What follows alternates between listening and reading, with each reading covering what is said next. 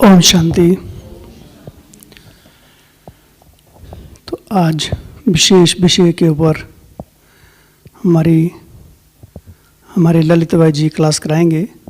Cyber crime वर्तमान में अपराधों की रूपरेखा भी दिन प्रतिदिन हाईटेक होती जा रही है, जिससे सभी को परिचित होना बड़ा आवश्यक है। वैसे तो ललित भाई जी को सभी जानते होंगे। ललित भाई जी का जीवन संन्यास मार्ग की तरफ बढ़ रहा था।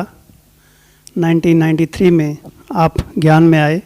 21 वर्ष की आयु में सन्यासी बनने जा रहे थे, और जैसे बाबा का परिचय मिला तो 7 दिन का कोर्स करने के बाद पूरी तरह इनका जीवन परिवर्तन हो गया।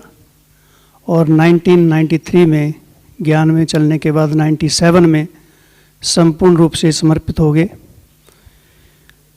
और वर्तमान समय पूरे अकाउंट डिपार्टमेंट में आप अपनी सेवाएं देते हैं। ब्रह्मा कुमारीज ईश्वरीय विश्वविद्यालय के सेक्रेटरी हैं और अन्य संस्थाओं के ट्रस्टी भी हैं, और नेचुरोपैथी विशेषज्ञ भी हैं। विशेषकर यूथ विंग के साथ जुड़े हुए हैं, और बहुत सारे कार्यक्रम होते रहते हैं जगह जगह। स्लम्स एरिया में भी काफ़ी सेवाएं देते हैं। कॉन्फ्रेंस भी करते रहते हैं। जो देश के बड़े बड़े सीए होते हैं उनको भी समय पर आप आमंत्रित कर उनका भी ईश्वरीय सेवा से उनको भी लाभान्वित करते रहते हैं। तो बहुत सारा लंबा बायोडाटा है। और विशेषकर एक प्रोग्राम चला था शुभ भावना बैंक। इसमें हमने भी अच्छी तरह से उस समय बहुत सारे भाई बहनों ने भाग लिया था। 2010 में 100 करोड़ मिनट शुभ भावना बैंक प्रोजेक्ट बनाया और इसे इंटरनेशनल लेवल पर कोऑर्डिनेशन किया था। तो 250 करोड़ मिनट से अधिक शुभ भावना के जमा हुए थे उस समय। और इसके अलावा टच द लाइट प्रोजेक्ट चला था। तो विभिन्न शहरों में ट्रेनिंग सब जोन लेवल पर सर्विस की थी। सुशील भाई ठीक है जी ठीक है। तो वर्तमान से अभी हमको ललित भाई जी साइबर क्राइम से बिल्कुल जी, तो साइबर क्राइम से कैसे बचना है इस विषय के लेकर हम सबको मार्गदर्शन देंगे। तो जो भी भाई बहन बाहर हैं सभी जल्दी से जल्दी पहुंच जाएं ताकि पूरी तरह से इसका लाभ ले सकें। ओम शांति।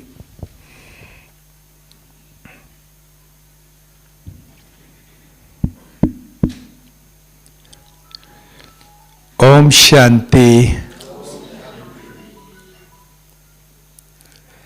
आज जिस विषय की चर्चा हम यहाँ सब मिलकर करेंगे, उस विषय के बारे में सोचता हूँ तो मुझे कोविड के दिन याद आ जाते हैं।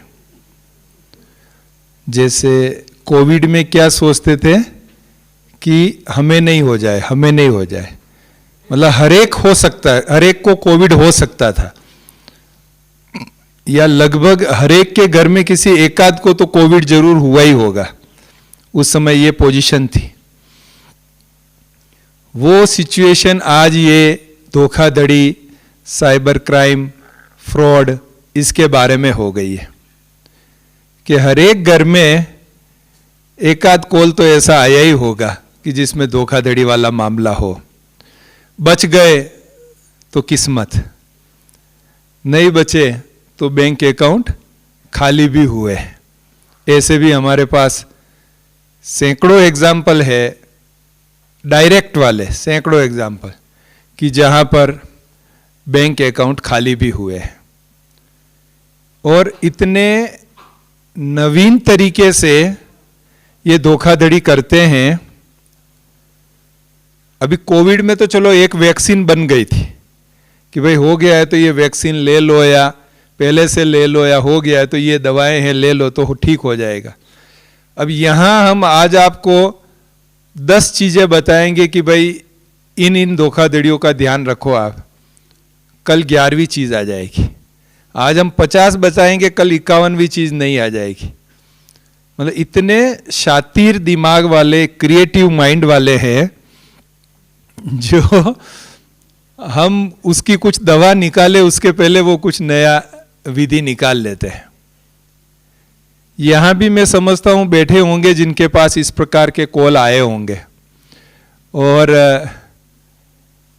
किसी किसी का पैसा भी गया होगा, ऐसा भी हुआ है बॉसों का।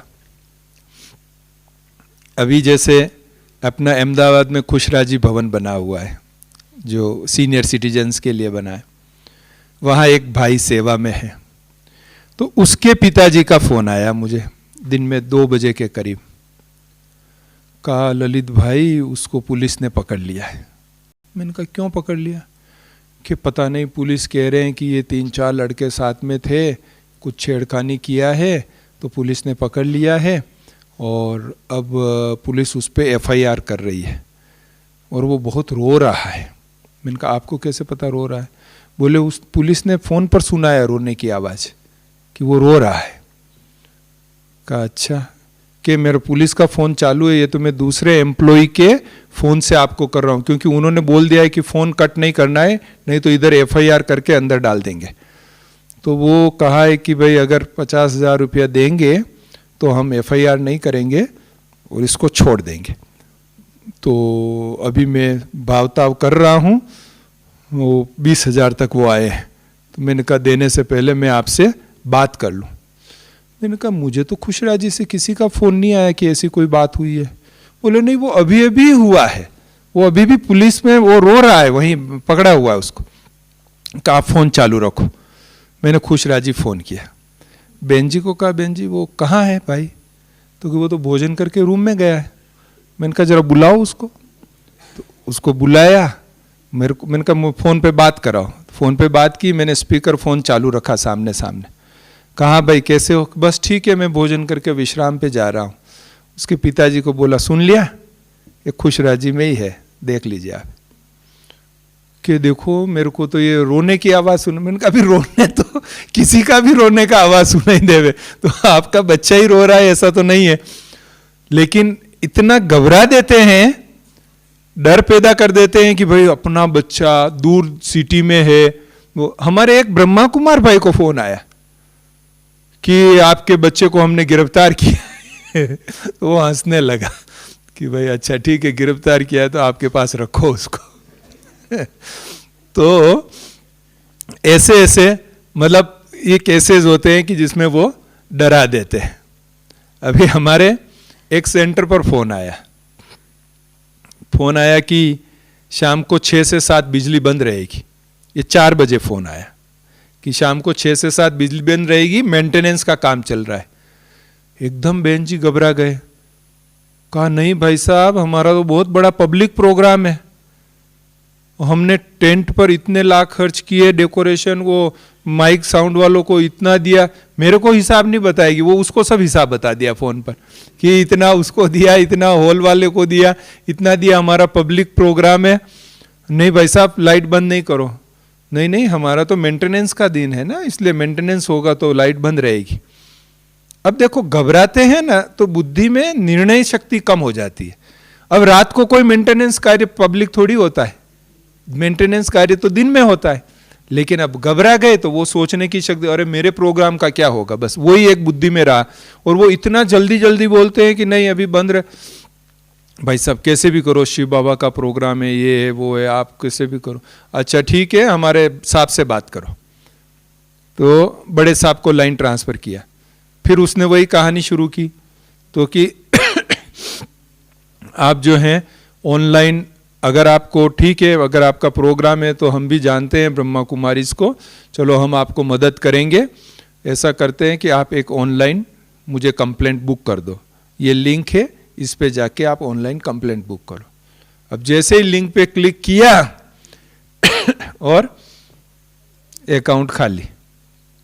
तो इस प्रकार से ये खेल करते हैं। मतलब कितने तरीके हैं डराने के। आजकल आपने नाम सुना होगा डिजिटल अरेस्ट, एक नया ही आया है डिजिटल अरेस्ट के नाम से।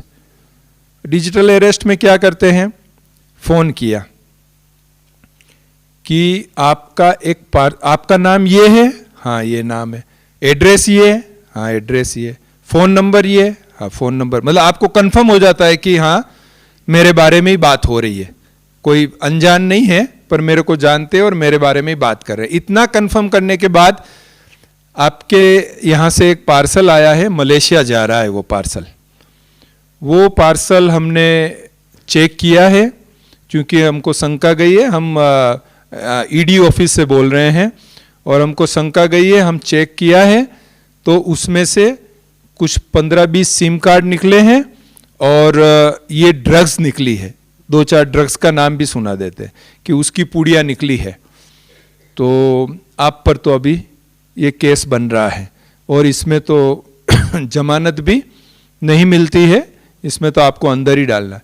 एकदम से वो घबरा जाता है, क्योंकि पहले तो ये मन में विश्वास बिठा दिया कि ये जानकार का ही फोन है किसी का, जिनके पास सारी डिटेल है उनकी, और उसके बाद ये कहना, फिर कहते हैं कि देखो अभी ये पुलिस स्टेशन में है, सारी चीज़ें चल रही है, हम आपको व्हाट्सएप में वीडियो कॉल कर रहे हैं, आप वीडियो कॉल पे आके आपका बयान दर्ज कराइए। वीडियो कॉल करते हैं, सामने पुलिस वाला बैठा है, ड्रेस पुलिस की है, बेज लगाया हुआ है, पीछे गांधी जी का फोटो लगा हुआ है और एकदम पुलिस स्टेशन का ही वीडियो। और फिर कहते हैं कि अभी आप डिजिटल अरेस्ट हो, अभी आप अपने कमरे में जाइए, किसी से भी बात नहीं कर सकते आप, न अपने रिलेटिव से बात कर सकते हैं, न फोन बंद कर सकते हैं। जैसे ही आपने फोन बंद किया या किसी को बुलाया तो हम तुरंत यहाँ पे FIR करके आपको नजदीक पुलिस स्टेशन वाले आपको गिरफ्तार कर लेंगे, तुरंत आके, या आपके बेटे को गिरफ्तार कर लेंगे, आपकी बेटी को गिरफ्तार कर लेंगे। तो वो और डर जाता है और उसके बाद वो चक्र चालू करते हैं। एक इंडस्ट्रियलिस्ट का 7.5 करोड़ रुपया गया डिजिटल अरेस्ट में।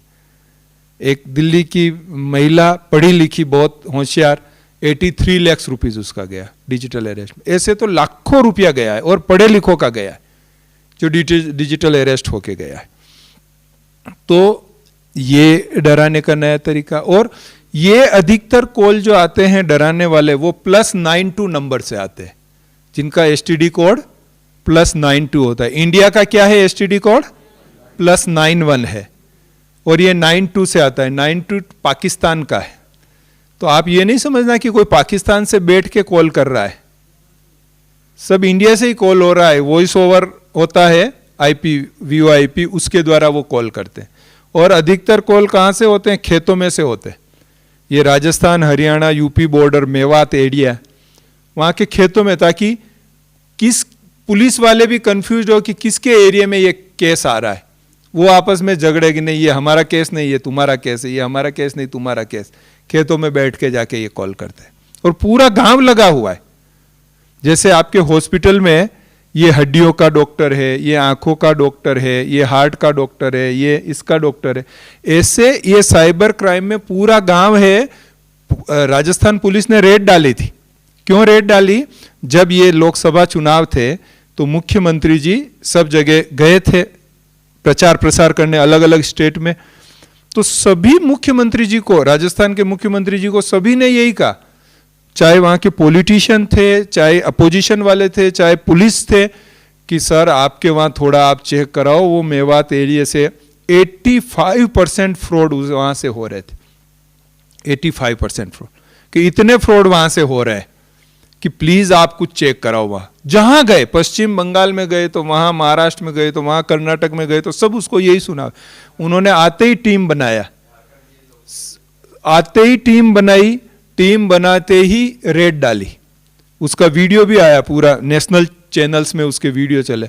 तो उसको कहा कि अच्छा तुमने ये फ्राइड, नहीं सर इसका एक्सपर्टाइज वो वाला है, नाम से कहते थे, इसका एक्सपर्टाइज वो है, मैं इस प्रकार के फ्रॉड करता हूं, मैं इस प्रकार के फ्रॉड करता हूं। एक एक ने एक्सपर्टाइज की हुई है उसमें, मतलब इतने फ्रॉड हो रहे हैं। एक सरल, हमारी बहन को फोन आया, टीचर बहन जो अपनी समर्पित बहन है सेंटर पर, उसको फोन आया, बेटा आप राधा बोल रही हो? ये नाम तो दूसरा ले रहा हूं अभी, बेटा करके। तो बोली कौन है ये अननोन नंबर से? कि हाँ बताइए। बेटा वो आप मुझे नहीं जानते हो, मैं आपके पिताजी का फास्ट फ्रेंड हूँ और हम बचपन से ही साथ में रहे थे। मुझे तो अभी पता चला कि आप इस प्रकार से जीवन आपने ये बना लिया है। अच्छा, तो ऐसा है कि आपके पिताजी को मुझे 8,000 रुपया देना बाकी है, तो आप जो है आपका मुझे फ़ोन पे नंबर दे दीजिए या गूगल पे नंबर दे दीजिए, तो मैं 8,000 ट्रांसफ़र कर देता हूँ। तो वो सोची कि अभी इतना पिताजी का बात कर रहे हैं, ये कर रहे हैं, तो जरूर पिताजी के फ्रेंड होंगे। तो उन्होंने नंबर दिया फ़ोन पे, नंबर की ये है। तो उनको 1 ही मिनट में मैसेज आ गया, और मैसेज में आया कि 18,000 रुपया ट्रांसफ़र हुआ। जैसे ही वो मैसेज आया तुरंत उसका फ़ोन आया, बेटा वो क्या था कि मैंने ट्रांसफ़र कर रहा था ना, तो 8,000 की जगह 18,000 ट्रांसफ़र हो गया भूल से। और बेटा मुझे तो अभी हॉस्पिटल जाना है, मैं जा ही रहा हूँ, रास्ते में हूँ, वो मुझे ज़रा 10,000 वापस ट्रांसफ़र कर दो, मेरा तो हॉस्पिटल में पेमेंट करना है। और भूल से 18 आपको ट्रांसफ़र हो गया, मेरे तो बैलेंस भी नहीं रहा और आपको ट्रांसफ़र हो गया। अब वो बहन सोच रही वास्तव में SMS भी आ गया है 18,000 का, तो सचमुच 18,000 ट्रांसफ़र हो गया है। वो उसको 10,000 ट्रांसफ़र कर देती है। उसके बाद दोपहर में पिताजी को फ़ोन करती है कि वो आपके फ्रेंड ने 8,000 रुपये ट्रांसफ़र किया। कि कौन से फ्रेंड ने? कि फलाना भाई। कि मेरा तो ऐसा कोई फ्रेंड नहीं है। तो कि नहीं, उसने नाम भी लिया, ट्रांसफ़र किया है। कि नहीं नहीं, अपना अकाउंट देखो पैसा आया कि नहीं आया है। तो अकाउंट देखा तो आया कुछ नहीं, गया 10,000 रुपया। कैसे हुआ? क्योंकि वो SMS जो था वो खाली वो जैसे बैंक वाला भेजता है उसी भाषा में बना के पूरा SMS भेज दिया। भेजने वाला नंबर नहीं देखा उसने, ये किसने भेजा है।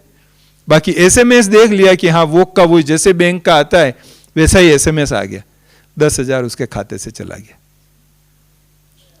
तो इस प्रकार से इतने आते हैं। आजकल जो एक और जो सबसे ज्यादा आने लग गए हैं डराने वाले, कि आपके सिम कार्ड की वो KYC बाकी है, आप तुरंत KYC करो नहीं तो फोन बंद हो जाएगा। अब आप भी सोच, KYC नाम सबने सुन लिया है, उससे ज्यादा कुछ नहीं जानते कि ये KYC होता क्या है, खाली KYC सुना हुआ है। तो KYC, अरे हाँ कहीं KYC बाकी, मेरा फोन बंद नहीं हो जावे। तो तुरंत अच्छा क्या करना है, अच्छा इसमें ऐसा करो, ऐसा करो, वैसा करो, वो गाइड करते जाते हैं, वो बैंक करते जाते हैं और अकाउंट खाली हो जाता है। तो ये एक KYC, आपका बैंक अकाउंट बंद हो जाएगा, आपका आधार कार्ड ब्लॉक हो जाएगा, कैंसिल हो जाएगा, इस नाम से जो है वो डराने धमकाने लगते हैं, उस प्रकार से करते हैं। फिर लोभ वाले किस्से आते हैं, जैसे डराने वाले आते ऐसे ही लोभ वाले आते हैं। हमारी एक बहन को पंजाब साइड के बहन जी थे, मेरे को फ़ोन किया, भाई साहब आप मुझे गाइड करो क्या करना है। मैंने कहा क्या हुआ? तो कि मुझे एयरपोर्ट से फ़ोन आया है कि मेरा एक स्टूडेंट जो अमेरिका में रहता है, मेरा एक भाई अमेरिका में रहते हैं, उन्होंने मेरे बर्थडे पर एक पार्सल भेजा है। तो वो पार्सल, मैंने कहा क्या है पार्सल में? तो कि वो पार्सल में जो है कुछ ज्वेलरी है गोल्ड की, कुछ डायमंड ज्वेलरी है, तो 50-60 लाख रुपए का टोटल होता है। तो क्या हुआ कि कस्टम वालों ने उसको खोल लिया चेक करने के लिए।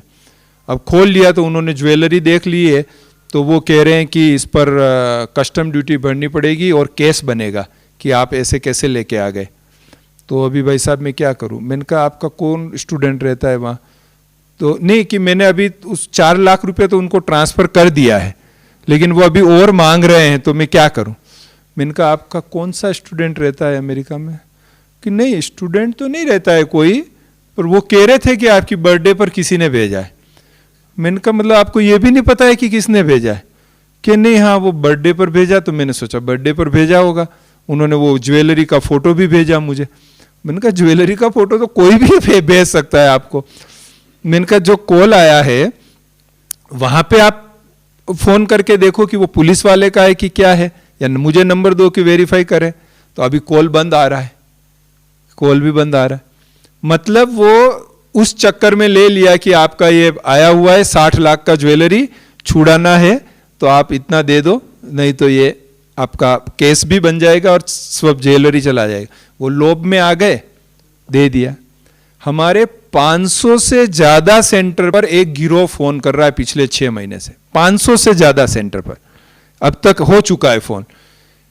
मैं कर्नल सतीश बोल रहा हूं और मैं BSF से बोल रहा हूं, और हमारे 45 जवानों का कैंप यहाँ आपके जो ITI कॉलेज है उसमें लगा हुआ है, और उसमें आपको ये योग का कोर्स कराने आपको हम बुलाना चाहते हैं। अब जब कोई और उस व्हाट्सएप में अपना फोटो, सतीश का आईडी कार्ड, आर्मी वाला फोटो वो भेज रहे हैं आईडी कार्ड। अब बहन तो विश्वास कर ही लेगी ना कि भाई अपने योग का कोर्स तो कराते ही हैं और ये आर्मी वाले हैं, फोटो भेज रहे हैं, कार्ड भेज रहे हैं। तो अच्छा क्या करना है, तो कि आप ऐसा करिए अपना आधार कार्ड भेजिए तो मैं आपका गेट पास बना लूं ताकि आपकी कार को अंदर आने से नहीं रोके। बहन जी आधार कार्ड भी भेज देती है।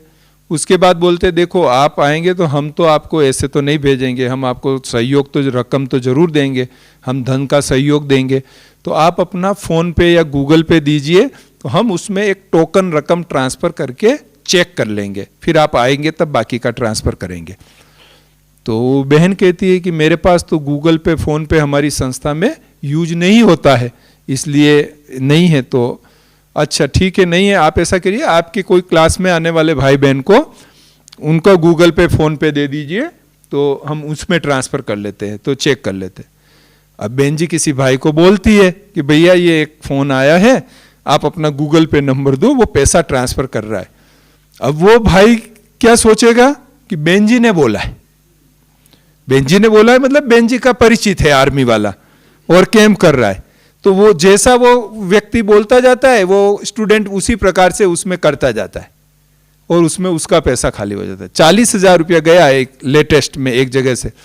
अब वो इंचार्ज ने मुझे फ़ोन किया कि भाई साहब वो 40,000 चला गया। मैंने कहा बहन जी मैं 6 मास से टेलीग्राम में, मधुबन रोजरी में, मेरे यूट्यूब क्लासेस में मैं समझा रहा हूं कि ये सतीश फ्रॉड है, ये कोई व्यक्ति है ही नहीं है, ये तो दूसरा गिरोह है जो ये सब कर रहा है। इतनी बार समझा दिया फिर भी आप चक्कर में कैसे आ गए कि हाँ वो मुझे ध्यान में नहीं रहा, मैंने सोचा नज़दीक है तो जाके कोर्स करा लेंगे।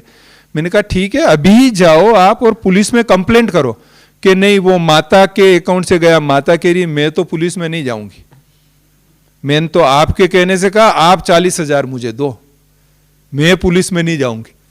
अब वो पैसा मिले भी तो कैसे, वो कंप्लेंट ही नहीं करने को तैयार नहीं है। तो देखो कैसी फसावट होती है लोभ के कारण। एक बहन बैंक से 10,000 रुपया लेके निकली, निकल के पर्स रखा स्कूटी पे और स्टार्ट करने जा रही थी। एक भाई आया, बहन जी वो आपका 100 रुपये का नोट नीचे गिर गया। बहन जी ने नीचे देखा 100 का नोट पड़ा था। अब उसको पता है कि मेरा नहीं है, फिर भी उठाने गई, वो 10,000 का पर्स गायब हो गया। फ्रॉड के इतने तरीके हैं। एक भाई हमारा, ये मैं आपको इसमें से काफी घटनाएं जो हैं वो मैं सच मेरे डायरेक्ट कनेक्शन में हुई है वही बता रहा हूं। एक सेंटर पर एक बुजुर्ग भाई रहते हैं समर्पित, उनका फ्लैट खाली पड़ा है तो उन्होंने न्यूज़पेपर में एड दिया है कि किराए पर देना है। फोन आया उनको कि भाई साहब आपको फ्लैट, मैं आर्मी से बोल रहा हूं सो एंड सो, और मेरा ट्रांसफर आपके इस शहर में हुआ है, 15 दिन बाद मैं आने वाला हूं, मुझे मकान चाहिए किराए का। तो हाँ हाँ मेरा मकान खाली पड़ा है। तो अच्छा कितने रूम है? इतने रूम है। कौन से फ्लोर पे? 3rd फ्लोर पे। लिफ्ट है? नहीं लिफ्ट नहीं। अच्छा जरूरत नहीं, मैं तो आर्मी का हूं, मुझे लिफ्ट की कोई जरूरत नहीं है। बस ठीक है कि आपका किराया कितना है? तो इतना 1000 किराया है। डिपॉजिट इतना डिपॉजिट है। अच्छा ठीक है मैं आ रहा हूं, अभी मैं आप किसी को देना नहीं, मैं अभी बुक कर लेता हूं और आपको डिपॉजिट और एडवांस किराया भी दे देता हूं, आप किसी को देना नहीं। अब ये कितनी सिंपल बात हुई है। सभी यही सोचते भाई किराए का मकान देना है, आर्मी वाला आ रहा है तो देना ही है। फिर उसको बातों में लेके उसका 4.25 लाख रुपया खाली कराया उसका। 4.25 लाख उसका गया। जब पैसा खत्म हो गया फिर बंद हो गया, फोन भी और सब कुछ बंद हो गया, ये सब हो गया। तो इस प्रकार से ये लोभ के द्वारा जो है, अभी आपको बताऊं और एक नया तरीका आया। अभी 8 दिन पहले की बात, एक बहन को पुरानी कोई चीज बेचनी थी अपनी, जैसे कोई खरीदी काम में नहीं आ रही थी, टीवी है, फ्रिज है, एसी, कूलर, पंखा कुछ भी है, बेचना है। तो OLX एक वेबसाइट है, वो OLX वेबसाइट पे पुरानी चीजें सब लोग बेचने के लिए उस पे रखते हैं, वाहन भी रखते हैं, चीजें भी रखते हैं। तो उसने अपनी एक चीज बेचनी थी तो उस पर OLX पर रखी, 5 मिनट में फोन आ गया।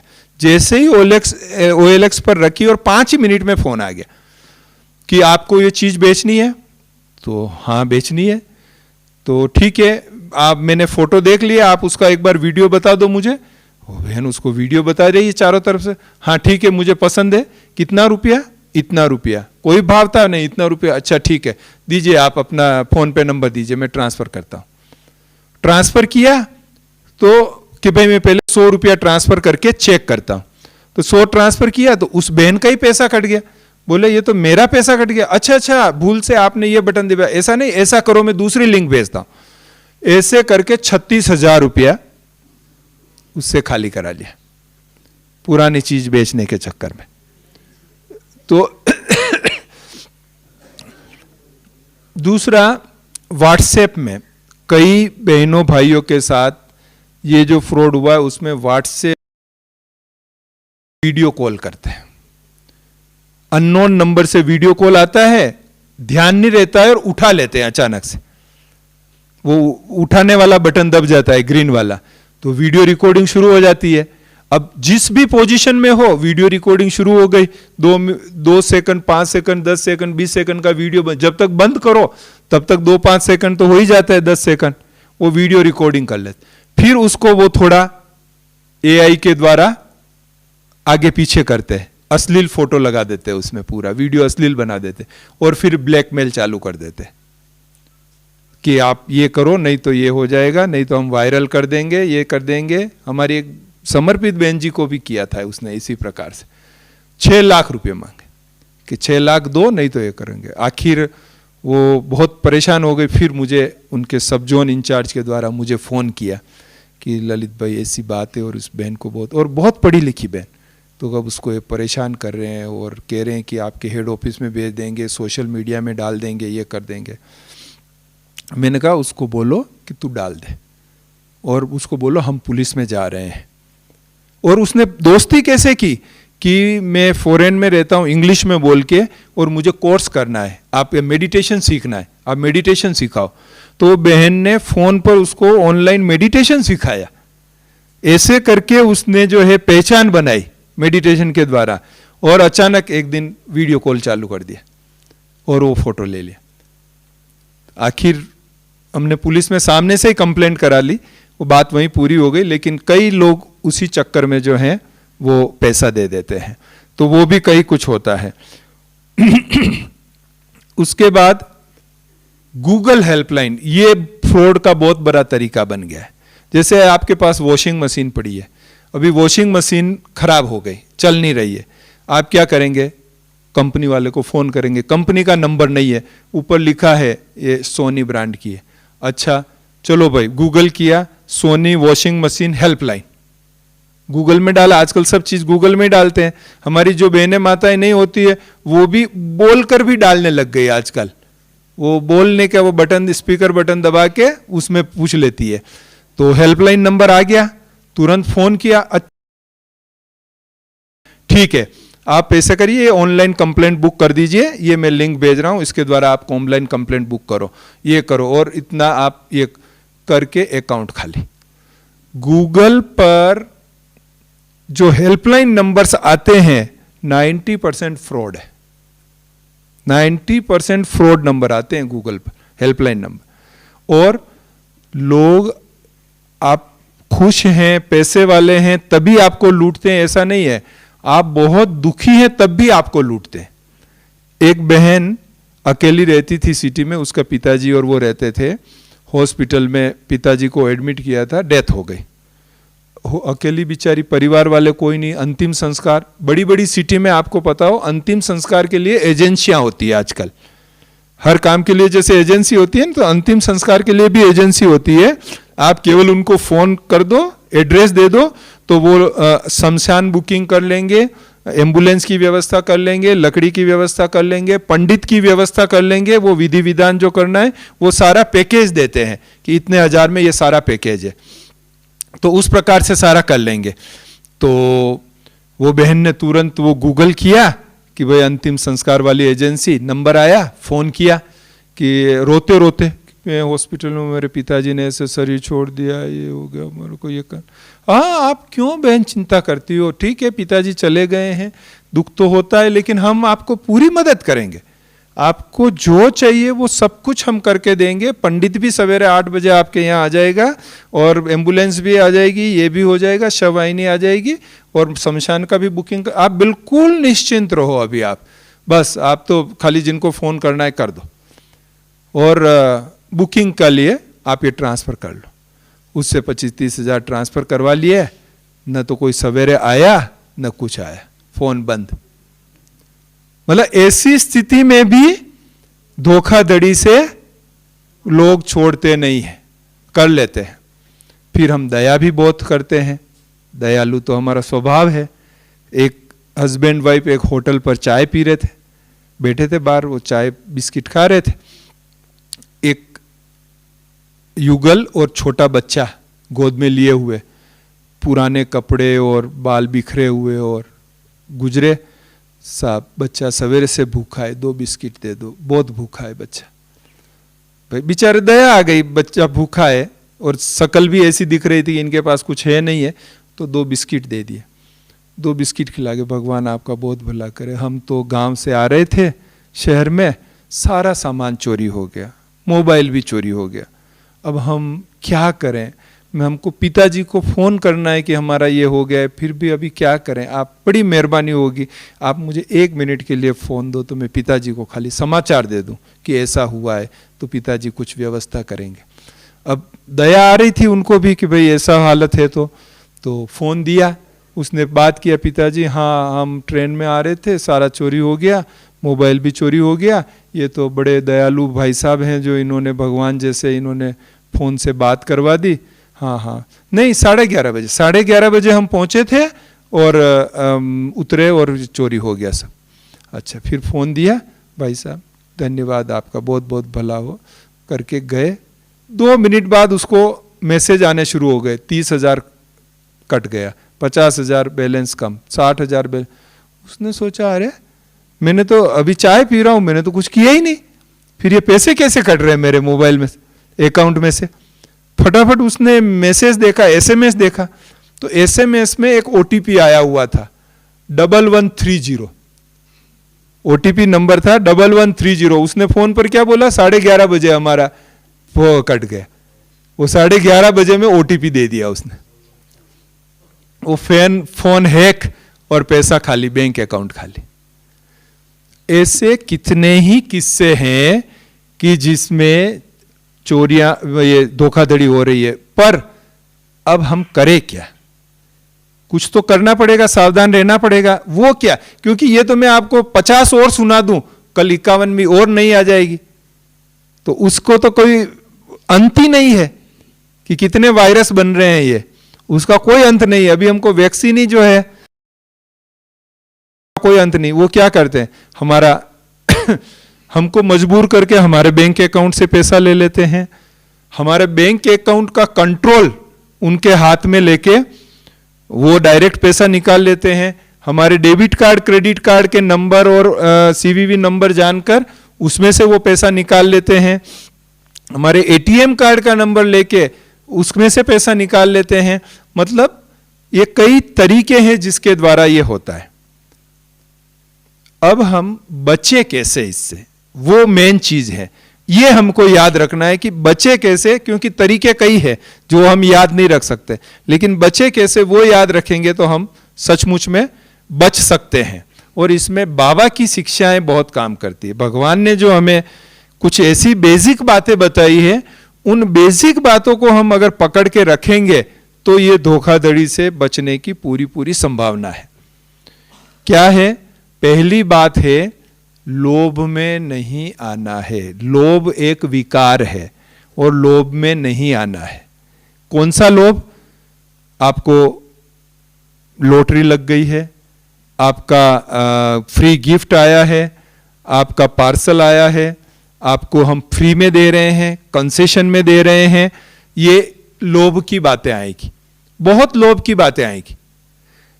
लेकिन एक पक्का सिद्धांत आप याद रखें कि आज के समय में 100 रुपया भी कोई किसी को फ्री नहीं देता है। 100 रुपया भी कोई फ्री नहीं देता है। इस सिद्धांत को याद रखें। वो बहन 100 रुपया लेने गई तो 10,000 का पर्स खो दिया। तो 100 रुपया भी कोई फ्री नहीं देता है, तो 1,000 लाख। मेरे पास तो हर वीक में करोड़ों का ऑफर आता है, हर वीक 100 करोड़ 200 करोड़ कि भाई साहब ये इतना, भाई साहब इतनी धीरे से बात करते, भाई साहब वो देना चाहते हैं ये 100 करोड़ 200 करोड़, ये सब रिट्रीट सेंटर का प्लान कर लेते हैं, ये कर लेते हैं, सब उतने में। तो बड़ा मुश्किल से समझाना पड़ता है कि बहन जी ये फ्रॉड है। और इतना मुझे ध्यान रख के, क्योंकि बहन जी को हार्ट अटैक नहीं आ जाए मना करते हुए, वो ध्यान रखना पड़ता है कि 100 करोड़ के लिए मना करूंगा तो बहन जी को कहीं हार्ट अटैक नहीं आ जाए। तो इतना उनको समझा समझा के करना पड़ता है, फिर भी नहीं मानते हैं। नहीं भाई साहब एक बार तो बात कर लो, इतना ही पेपर भेजना। तो फिर मैं ये समझाता हूं, अच्छा बहन जी, सबसे पहले जैसे ही वो मुझे कहती है ना, भाई साहब अपने पास वो 35 AC वाला सर्टिफिकेट है क्या, मैं समझ जाता हूं कि ये चक्कर चालू हो गया है। मैं कहता हूं बहन जी आपके पास कोई बैठा है, हाँ 100 करोड़ से ज्यादा ही दे रहा है, आपको कैसे पता? मेरे को पता है सबके, वो 100 से ज्यादा ही दे रहा है। हाँ भाई साहब वो 300 करोड़ की बात कर रहा है, उसको टोली दो और विदा करो। हाँ क्या कह रहे, टोली दो 300 करोड़ दे रहा? मैंने कहा मैं कह रहा हूं आप टोली दे के विदा। भाई साहब एक बार तो बात कर लो, आप 300 को मैं मधुबन दे दूंगी पैसा सारा, पर आप एक बार तो। इतना बहुत समझाने के बाद भी नहीं मानती है, तो मैं इतना ही कहता हूं, अच्छा आप उसको ये बोलो कि 1 लाख रुपया का चेक दे देवे, केवल 1 लाख। 300 करोड़ के सामने 1 लाख क्या है, चना ममरा जितना ही है। इनका 1 लाख का चेक ले लो आप, फिर मैं सब पेपर दे दूंगा, जो चाहिएगा सब दे दूंगा। उनको बोलो कि 1 लाख का खाली टेस्ट के लिए ट्रांसफर कर देवे, ये चेक दे देवे 1 लाख, फिर मैं सब दे दूंगा। जैसे ही वो बहन जी बोलती है कि भाई साहब आप ऐसा करो, आपके लिए 1 लाख तो कोई बड़ी बात नहीं है ना, आप 1 लाख का चेक दे दो, फिर हमारे भाई साहब सारे पेपर आपको दे देंगे। वो कहता अच्छा बहन जी, है मैं आता हूं, फिर लेके आता। वो गया सो गया, उसके बाद वो कभी नहीं आता है। तो ऐसे जो है ना लोभ वाले, इंडिविजुअल लेवल पर भी, इंस्टीट्यूशन लेवल पर भी, हर जगह जो है वो बहुत प्रकार से, तो हमको लोभ करना ही नहीं है। ये याद रखे कि कोई चीज हमको फ्री मिलने वाली नहीं है, तो लोभ नहीं, भगवान के अलावा कोई फ्री नहीं देता है, तो लोभ हमको नहीं करना है, पहली बात। दूसरा एक विकार है डर, हमको डरना नहीं है, किसी भी हालत में नहीं डरना है। चाहे वो कहे कि सिम कार्ड कैंसिल हो जाएगा, आधार कार्ड कैंसिल हो जाएगा, बैंक अकाउंट बंद हो जाएगा, गिरफ्तार हो जाएंगे, बच्चे को गिरफ्तार कर लेंगे, फलाना ठीकना, हाँ भाई तू कर ले जो करना है। और वो इतना जल्दी जल्दी बोलेंगे, ये इसकी निशानी है, वो आपको जल्दी जल्दी बोल रहे हैं, इसका मतलब ही आप समझ लेना कि इसमें कोई न कोई धोखाधड़ी है। इतना वो जल्दी जल्दी बोल के डराएंगे पूरा, तो किसी आपने गलत काम किया ही नहीं है, फिर क्यों डरने का? तो ये एक मन में बहुत पक्का रखना पड़ेगा कि मुझे किसी भी हालत में डरना नहीं है, किसी भी हालत। क्योंकि जैसे ही डरेंगे हमारी निर्णय शक्ति कमजोर हो जाएगी और हम उसके कंट्रोल में आ जाएंगे, वो जैसा कहेंगे वैसा हम करने लग जाएंगे। तो ये हमको ध्यान में रखना है कि हमको डरना नहीं है। उसके बाद दया नहीं करनी है अनजान व्यक्ति पर।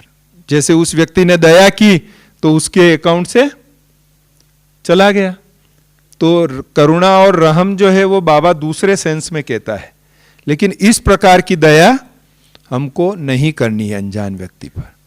और अनजान व्यक्ति से किसी भी प्रकार का कम्युनिकेशन, संदेश व्यवहार हो सके तब तक नहीं करना है। कोविड में क्या करते थे हम, किसी से मिलते थे क्या? अपने परिचित से नजदीक भी नहीं जाते थे। अनजान की तो बात छोड़ो, परिचित के नजदीक भी नहीं जाते थे, यह हालत हो गई थी। अभी भी साइबर क्राइम का इतना फैल चुका है कि कब कौन किस लपेटे में आ जाएगा पता नहीं है। इसलिए अनजान व्यक्ति से हो सके तब तक तो संदेश व्यवहार ही नहीं करना है।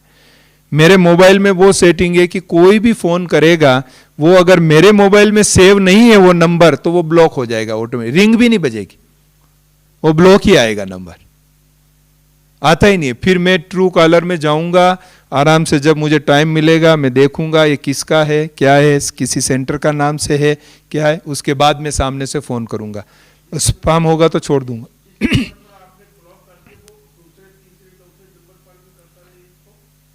मेरे अंदर सेव नहीं है तो वो ऑटोमेटिक ही सिस्टम ही ऐसा कर दिया, ऑटोमेटिक ब्लॉक हो जाता है वो नंबर ही। जैसे आप मुझे कॉल कर रहे हैं लेकिन आपका नंबर मैंने सेव किया हुआ नहीं है तो आपकी रिंग ही नहीं बजेगी, वो ब्लॉक ही रहेगा मेरे इसमें, ऐसा। तो ये अननोन व्यक्ति से चाहे फोन कॉल आए, चाहे एसएमएस आए, चाहे व्हाट्सएप मैसेज आए, चाहे ईमेल आए, कोई भी कम्युनिकेशन आवे, आपको बहुत अतिरिक्त सावधान होके ही वो कारोबार करना है, नहीं तो छोड़ देना है। और इनकेस जान पहचान वालों से भी आएगा। मुझे अभी पिछले 10-15 दिनों में टेलीग्राम की हमारी जो सेंटरों वाली बहनें हैं उनके मैसेज आ रहे हैं कि please click the below link to get your photos, कि आपका फोटो प्राप्त करने के लिए नीचे दी हुई लिंक पर क्लिक करो। अब क्या होता है, जैसे हम कहीं प्रोग्राम में गए, उद्घाटन है या भट्टी है, कुछ प्रोग्राम में गए, तो अब उस बहन के पास हमारे फोटो हो सकते हैं प्रोग्राम के, तो नॉर्मली जब ये लिंक आती है तो मन में क्या सोचते हैं, अच्छा उनके पास कोई फोटो पड़े होंगे तो इस लिंक में उन्होंने फोटो भेजे, हम क्लिक कर देते हैं। अब जिस बहन का मैसेज आया, मैंने सोचा मेरा तो कोई फोटो इस बहन के पास हो नहीं सकता। मैंने उसको फोन किया, मैंने कहा बहन जी आपने मुझे ये टेलीग्राम मैसेज भेजा है कि फोटो लेने के लिए लिंक क्लिक करो, तो कौन से फोटो? कि मैंने तो कोई मैसेज नहीं भेजा आपको। मैंने कहा देखो, बोले आप, मैंने कहा आपका टेलीग्राम देखो मैसेज सेंड में, तो सेंड में देखा तो कोई मैसेज नहीं। मैंने अपना स्क्रीनशॉट भेजा मोबाइल का, मैंने कहा ये देखो आपके मोबाइल से आया है। नहीं भाई साहब मैंने कोई नहीं भेजा। फिर उसको याद है, हाँ भाई साहब सवेरे ऐसा हुआ था कि मुझे भी ऐसी एक लिंक आई थी पहचान वालों से, तो मैंने क्लिक किया था उसको, देखूं क्या है इसमें।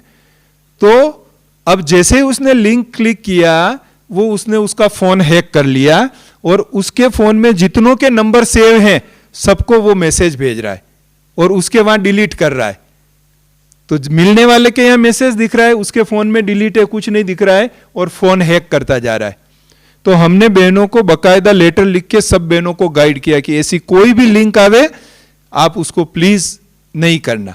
तो पहचान वाले से आवे तो भी कंफर्म करने का। अभी तो आर्टिफिशियल इंटेलिजेंस इतना पावरफुल हो गया है कि आपको फोन आएगा और ललित भाई की आवाज सुनाई देगी कि भाई जी मैं यहां फंस गया हूं, जरा इतना जल्दी से ट्रांसफर करो। किसी दूसरे नंबर, जो आपके पास ललित भाई का सेव नंबर है उससे नहीं, दूसरे नंबर से कि मेरा फोन गुम हो गया है, मैं फंस गया हूं और प्लीज मुझे 10,000 अर्जेंट ट्रांसफर करो। आप सोचेंगे अरे ललित भाई का फोन है तो मैं कर देता हूं, फंस गए हैं तो आप ट्रांसफर कर देते। क्या करना है, आपके पास जो ललित भाई का नंबर सेव किया हुआ है आप वो फोन कट करो और उस नंबर पर आप फोन करो, ललित भाई के नंबर। तब आपको पता लगेगा कि ललित भाई तो कुछ है ही नहीं, कुछ नहीं हुआ उनको। हमारे आनंद दादाजी को आप जानते हैं, जो अपने पहले ऑडिटर थे दादाजी, अभी 3-4 साल हुआ शरीर छोड़ा।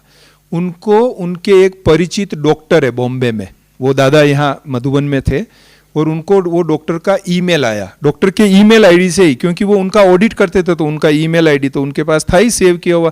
उससे आया कि मैं सिंगापुर एयरपोर्ट पर फंस गया हूं और 1,40,000 मुझे अर्जेंट भेजो, नहीं तो ये लोग मुझे जेल में डाल रहे, मैं कभी निकल नहीं सकूंगा सिंगापुर जेल से, मुझे अर्जेंट भेजो। उन्होंने सोचा अरे ये तो अपना अच्छा डॉक्टर है, इतना बड़ा डॉक्टर है, फंस गया बेचारा। तुरंत ऑनलाइन ट्रांसफर कर दिया 1,40,000, वो जो ईमेल में बैंक डिटेल दिया हुआ था उसमें ट्रांसफर कर दिया। बात पूरी हो गई। 10 दिन बाद उन्होंने फोन किया वो डॉक्टर को, अभी ठीक हो आप, आ गए ठीक से? डॉक्टर बोले ठीक हो, आ गए ठीक से। मैं तो कहाँ गया था तो आ गए। बोले आप सिंगापुर गए थे ना? मैं तो कोई सिंगापुर नहीं गया। अरे आपने ईमेल भेजा ना, आप सिंगापुर एयरपोर्ट पे फंस गए थे। और भाई मैं सिंगापुर ही नहीं गया तो फंस कहाँ से गया? ये देखो आपका ईमेल एड्रेस से मुझे ईमेल आया है और मैंने तो 1,40,000 आपको ट्रांसफर किया है। उन्होंने कहा देखो मेरा ईमेल किसी ने हैक कर लिया था तो उसने सबको ईमेल भेजे हैं, तो आपको भेजा है मुझे पता नहीं कि आपको भी ईमेल भेज दिया उसने।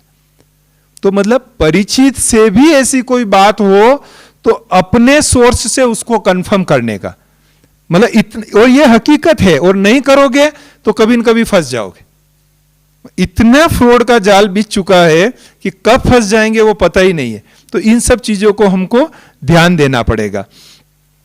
और एक और बेसिक अंडरस्टैंडिंग की बात है कि कोई आपको ये कहता है कि हम आपको पैसा ट्रांसफर करना चाहते हैं, 2000, 5000, 10,000 ऐसी ऑफर करता है कि हम आपके गूगल पे में, फोन पे में पैसा ट्रांसफर करना चाहते हैं, आप मुझे फलाना नंबर बताइए या फलानी चीज बताइए। इसका मतलब भी फ्रॉड है।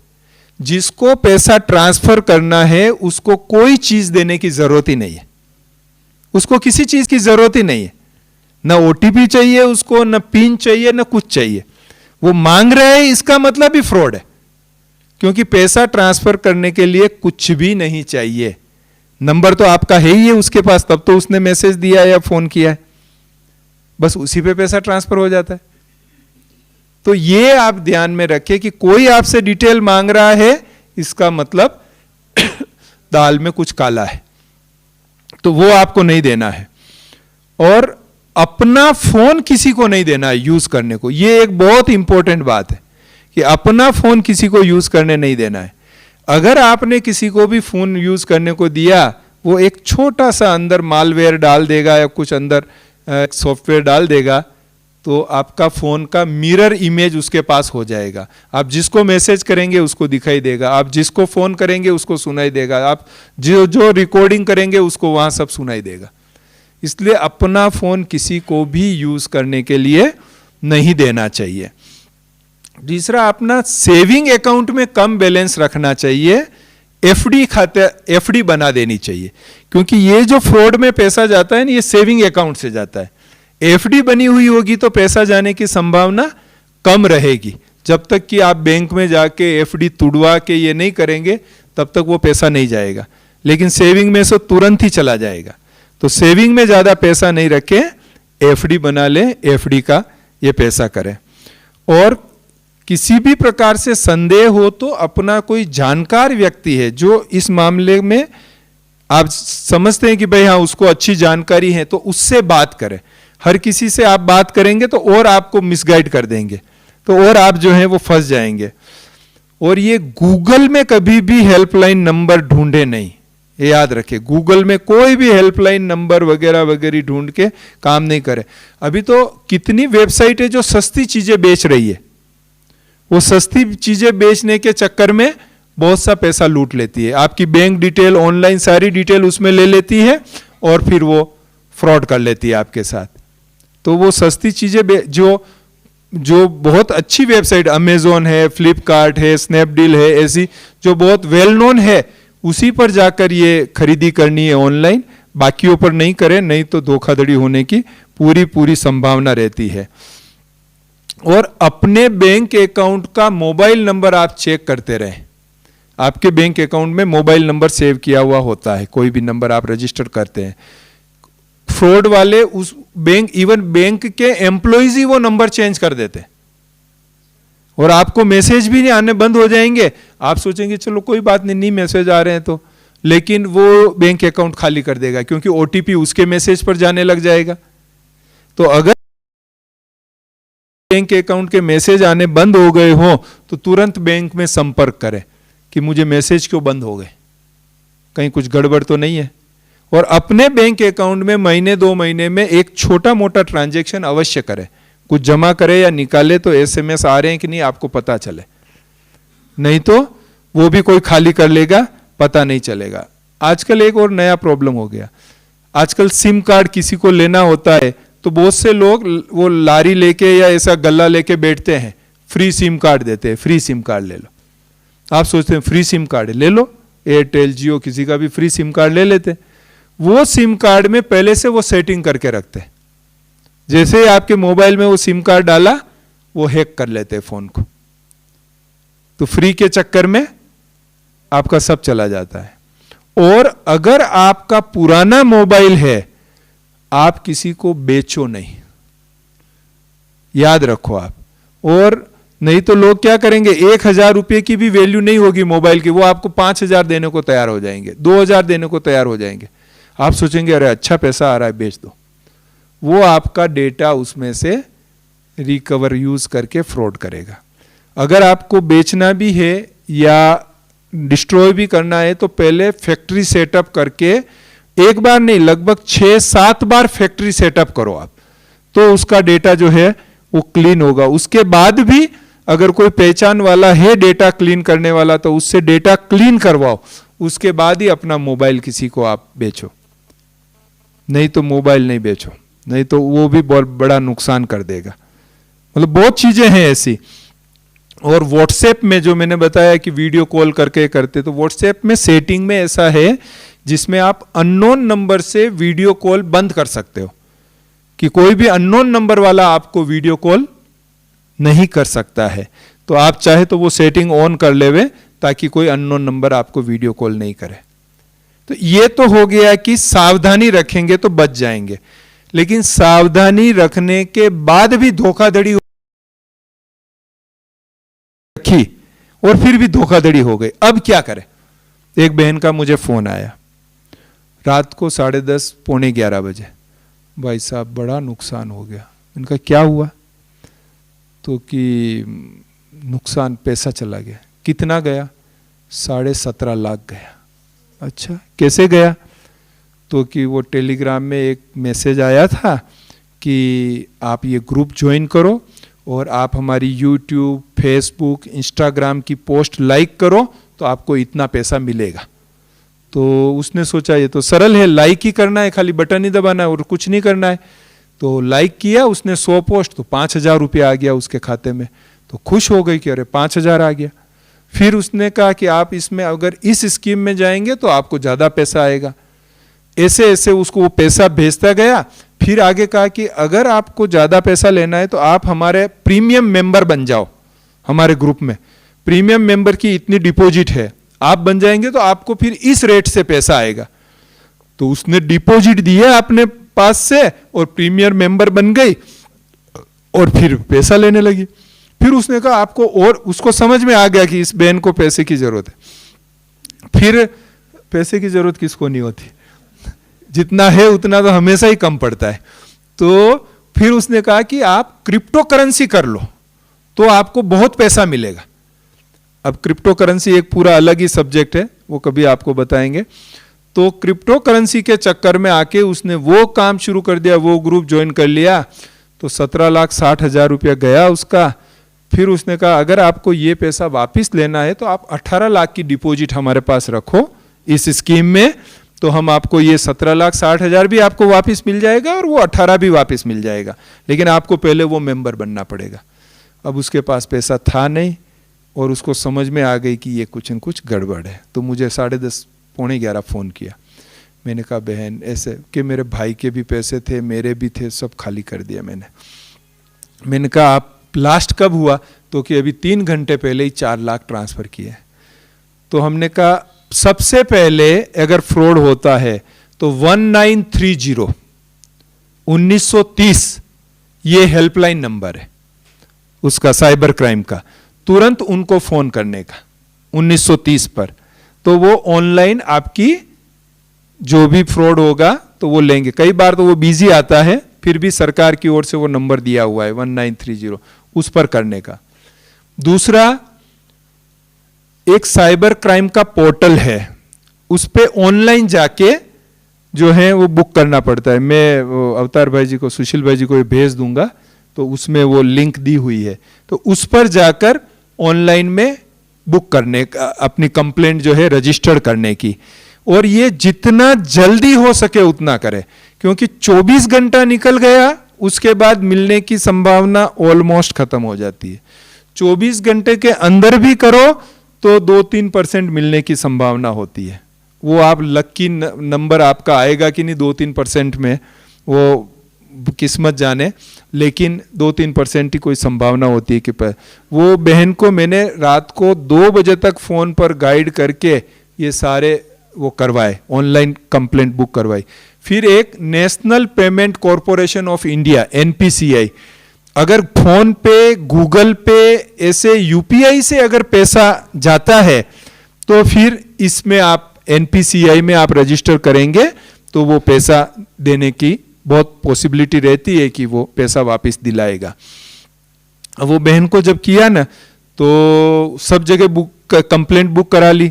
फिर थोड़े दिन बाद में उनको पूछा कि भाई क्या हुआ, कुछ कंप्लेंट बुक किया? हाँ भाई साहब, वो कोर्ट ऑर्डर आ गया है और 90% पैसा वापस मिल जाएगा। मैं भी बहुत खुश हो गया कि चलो मेहनत की तो 90% तो वापस मिल जाएगा, 10% चलो समझे कि सीखने की कॉस्ट हमने फीस चुकाई, बाकी तो मिल जाएगा। फिर थोड़े दिन बाद फ़ोन किया कि क्या हुआ, पैसा आया? तो भाई साहब 50,000 रुपये आया अभी तक। तो मैंने कहा क्यों? कि वो कह रहे हैं कि उस व्यक्ति ने 200 के साथ फ्रॉड किया था, तो जब उसकी कंप्लेंट हुई तो उसका बैंक अकाउंट सीज किया, उसमें जो पैसा था तो जो पहले जिसने कंप्लेंट बुक कराई उसको पहला पैसा दे रहे हैं। तो ऐसा करके जब मेरा नंबर आया तब तक 50,000 बचा था उसके खाते में, तो ये 50,000 रुपये मेरे अकाउंट में आया। फिर हमने और भी उसको पुलिस कंप्लेंट भी किया, वो सब किया। तो एनीवे पैसा आने की संभावना कम ही होती है, फिर भी हमको कंप्लेंट जरूर बुक करनी चाहिए। उसके बाद आपका बैंक अकाउंट वो फ्रीज करवा दीजिए उसी समय जब धोखाधड़ी हुई है। Bank account, debit card, credit card वो तुरंत आप फ्रीज करवा देवे, एटीएम कार्ड, ताकि और भी धोखाधड़ी ज़्यादा नहीं हो। तो ये उस पर एनपीसीआई पर भी जो है आप कंप्लेंट अवश्य बुक करावें, और निकटतम पुलिस स्टेशन में साइबर क्राइम का अलग आजकल डेस्क रहता है, तो वहाँ पर भी ये कंप्लेंट करानी ज़रूरी है ताकि कुछ भी मिलने की संभावना है तो उससे मिल सके। और व्हाट्सएप में वो सेटिंग्स होता है कि जिससे आप अननोन पर्सन के वीडियो कॉल को ब्लॉक कर सकते हो, तो वो सेटअप अपना करके रखें ताकि कोई भी अननोन नंबर से आपको वीडियो कॉल नहीं कर सके, तो वो पूरा बंद कर लो। और सलाह लें तो किसी परिचित व्यक्ति से आप सलाह लें, अननोन व्यक्ति से ऐसे ही आप सलाह नहीं लें। हाँ, एक जो बहुत इम्पोर्टेंट बात है कि आपके मोबाइल में जो इंटरनेट की सुविधा है, चाहे वाईफाई के द्वारा चाहे मोबाइल डेटा के द्वारा, वो आप बंद रखें। जब मैसेज चेक करना हो तभी उसको चालू करें, नहीं तो अगर इंटरनेट सदा उसमें चालू रहेगा तो हैक होने की, कॉपी होने की वो संभावनाएं बहुत बढ़ जाएगी। इसलिए अपना मोबाइल डेटा या वाईफाई बंद रखें। जब आपको कोई मैसेज भेजना है, देखना है, उस समय आप चालू करें, उसके अलावा आप चालू नहीं करें।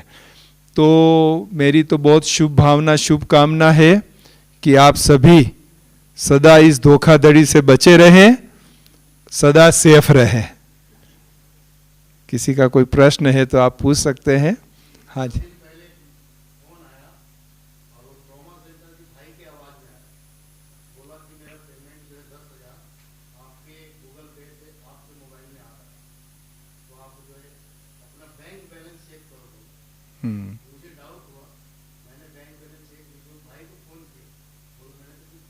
हाँ, वो किसी की ऐसी आवाज में जो है, और वो आपके फोन से पता कर लेंगे कि आप किस किस को फोन करते हो, कौन आपके फ्रेंड है या रिलेटिव है, वो उसी को जाके पकड़ेंगे।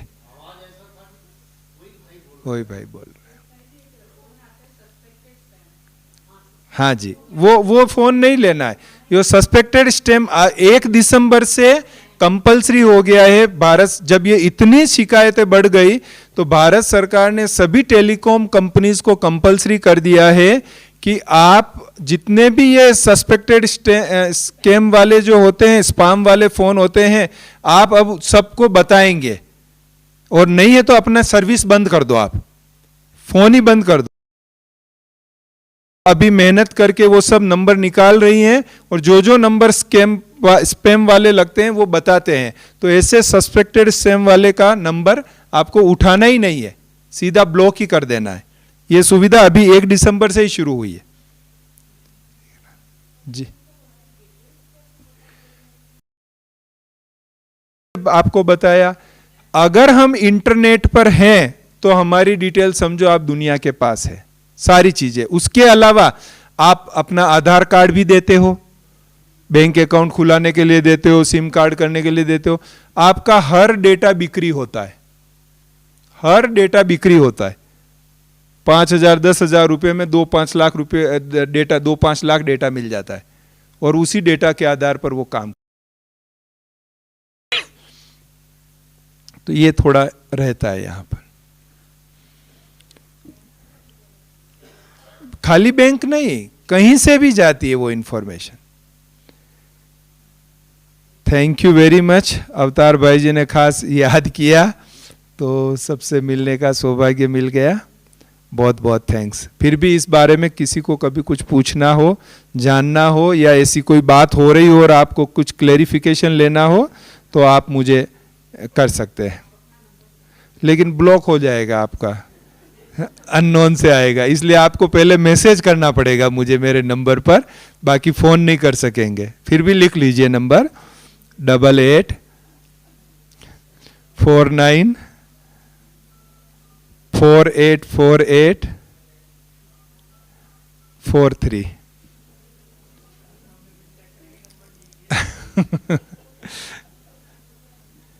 ओके, ओम शांति। Thank you.